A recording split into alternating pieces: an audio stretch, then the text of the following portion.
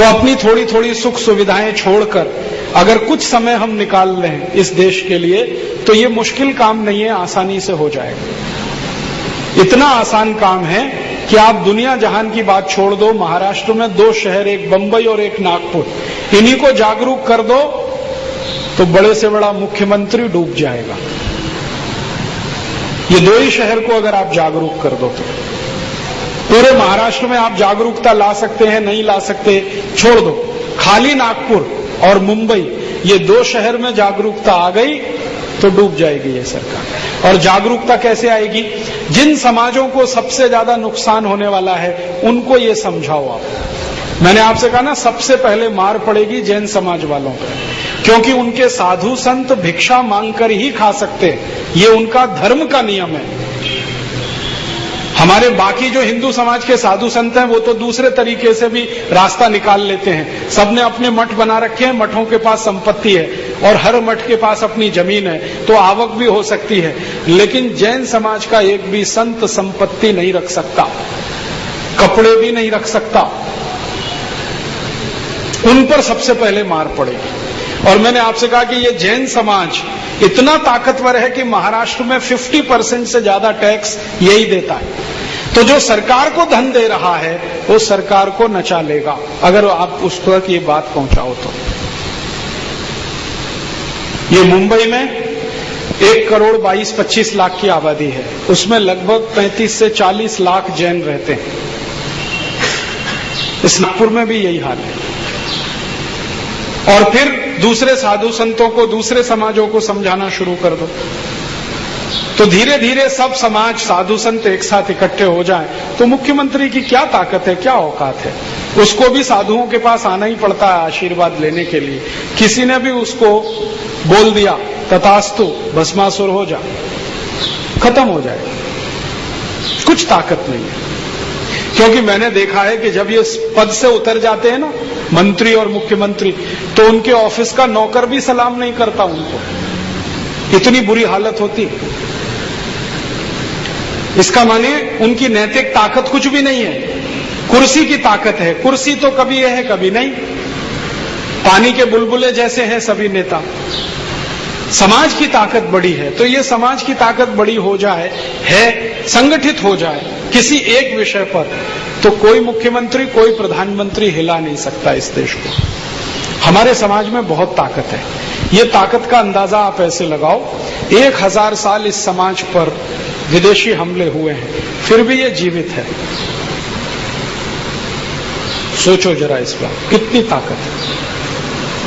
दुनिया में दूसरे कई देश हैं ना जहां विदेशी हमले हुए, सभ्यता ही खत्म हो गई और संस्कृति डूब गई, पता ही नहीं कि वो देश कहां है।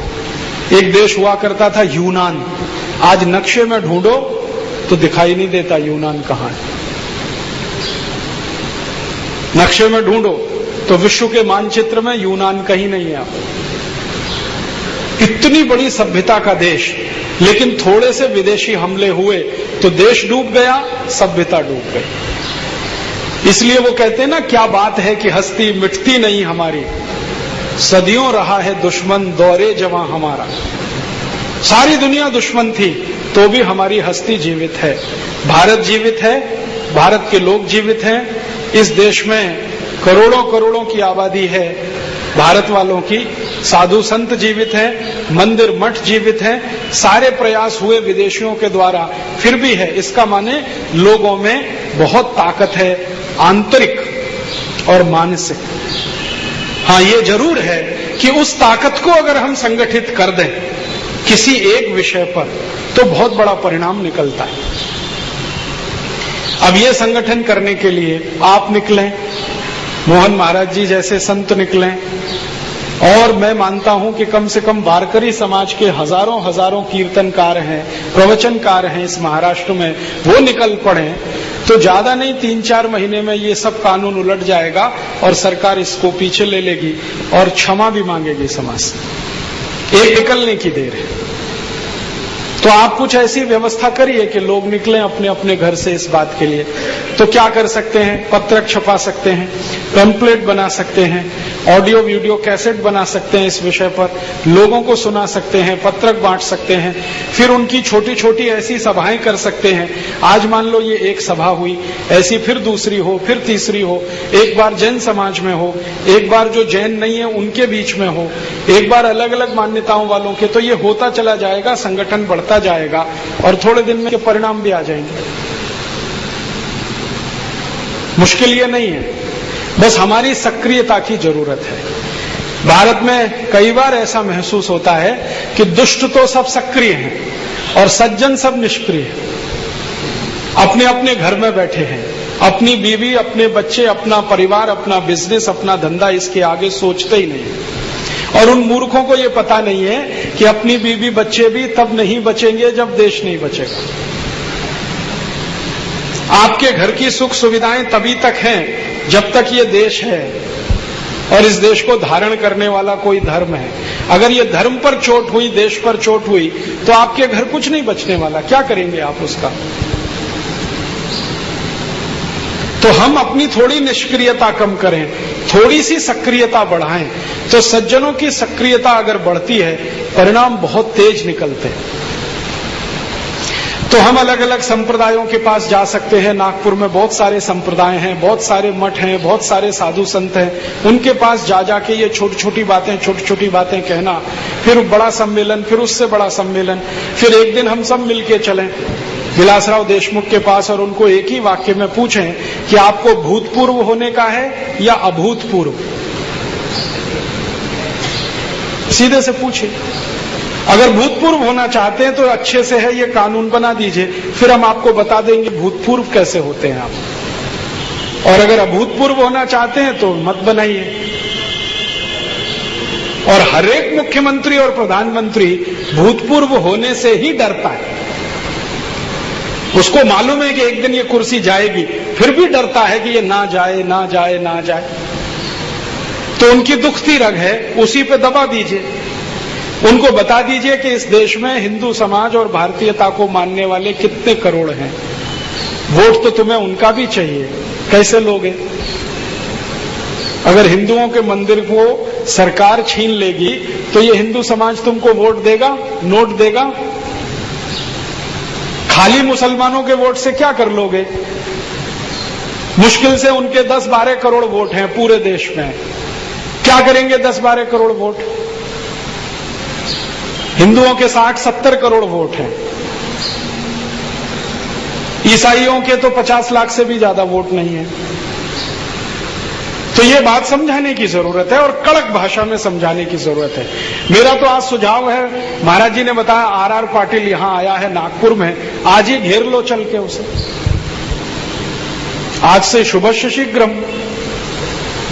और आर पाटिल को ये बड़े प्रेम से समझा दो भाई कि तुमको भूतपूर्व होना है या अभूतपूर्व, तुम तय कर लो। क्योंकि ये कानून अगर आपने बना दिया तो आपको महाराष्ट्र में भागते जगह नहीं मिलेगी। इस कानून के खिलाफ इतना बड़ा विद्रोह होगा। क्योंकि भारतीय समाज का लक्षण मैं जानता हूं, ये समाज जब तक सोया है तब तक सोया है। जिस दिन उठकर चलना शुरू कर देता है ना, तो मदांध हाथी की तरह से सबको रौंद देता है। अंग्रेजों के खिलाफ जब तक हम शांत थे, एक बार खड़े हो गए तो अंग्रेजी तोपें और अंग्रेजी सैनिक भारत से भागते ही बने। तो ये हमारा शायद स्वभाव है कि हम देर में जगते हैं, लेकिन जग गए तो फिर मुश्किल होती है, कोई कंट्रोल नहीं कर सकता उसको। ये बार बार हमने देखा है। 1975 में श्रीमती इंदिरा गांधी ने इमरजेंसी लगाई तो कोई जानता नहीं था, मानता नहीं था कि ये इंदिरा गांधी को कोई हरा भी सकता है, क्योंकि सारे देश की सत्ता उसने अपने हाथ में ले लिया था। और उसके मूर्ख जो नेता थे समझाने वाले, उनको अंदाजा नहीं था भारत के लोगों का। लगा तो दी इमरजेंसी, फिर क्या हुआ? 2-2.25 साल के बाद इमरजेंसी वापस लेनी पड़ी और जो इंदिरा गांधी सबसे मजबूत थी उसको लोगों ने चुनाव में जमानत जब्त करा दी इंदिरा गांधी की। ये आप जानते हैं। इलाहाबाद के पास के चुनाव क्षेत्र से हारी बुरी तरह से। तब इंदिरा गांधी को समझ में आ गया कि भारत के लोगों का स्वभाव दूसरा है। फिर माफी मांगी उसने, तब लोगों ने दोबारा उसको सुना, नहीं तो उसकी सभा में लोगों ने ही जाना बंद कर दिया था। तो मनमोहन सिंह को यह समझाना है कि तुम्हारी ताकत तो इंदिरा गांधी से छटांश भी नहीं है। इंदिरा गांधी में तो तुम में से ज्यादा ताकत थी। जब इंदिरा गांधी को यह देश की जनता हिला के गिरा सकती है तो तुम किस खेत की मूली हो मनमोहन सिंह? तुम्हारी तो इतनी भी औकात नहीं है कि किसी चुनाव क्षेत्र से जीत कर आओ, हमेशा पीछे बैकडोर से एंट्री करके राज्यसभा से आते हो। इसका माने लोगों ने कभी तुमको चुनकर नहीं दिया, क्योंकि लोगों का तुम पर भरोसा नहीं है कि तुम सच्चे सरदार हो। क्योंकि सच्चा सरदार तो भगत सिंह था, ऊधम सिंह था, जो कहता था क्विट इंडिया, भारत छोड़ो। और ये तो नकली सरदार आ गया है जो बुलाता है कि वापस भारत में आ जाओ, दरवाजा खुला हुआ है विदेशियों के लिए। तो हमें थोड़ी सक्रियता की जरूरत है। आप अपने जीवन से एक दिन में रोज 1 घंटे का समय निकालें, समूह बनाकर दूसरे संप्रदायों के पास जाना शुरू करें। सब नींद में सो रहे हैं, मालूम नहीं है कि ये कायदा आने जा रहा है। कुछ ये भी बोलेंगे कि कायदे को आ जाने दो फिर देखेंगे, कुछ ऐसा बोलने वाले हैं कि कायदा तो आने दो पहले।